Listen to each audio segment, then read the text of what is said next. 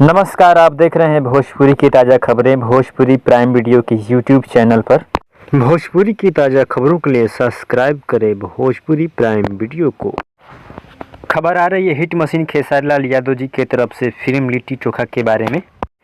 Litti chokha film में एक और गाने का रिलीज डेट आ गया है, जिस गाने का बोल है कमरिया से सड़िया छूटल।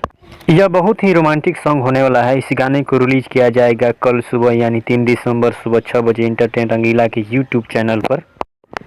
कमरिया से सड़िया छूटल इस गाने में खेसारी लाल यादव के साथ नजर आएंगी काजल राघवानी। कमरिया से सड़िया छूटल इस गाने को देखना ना भूलें कल सुबह यानी 3 दिसंबर सुबह 6 बजे इंटरटेन रंगीला की यूट्यूब चैनल पर। भोजपुरी की ताज़ा खबरों के लिए सब्सक्राइब करें भोजपुरी प्राइम वीडियो को। और वीडियो कैसा लगा हमें कमेंट बॉक्स में ज़रूर बताएं और ज़्यादा से ज़्यादा लाइक शेयर कमेंट और सब्सक्राइब करना ना भूलें।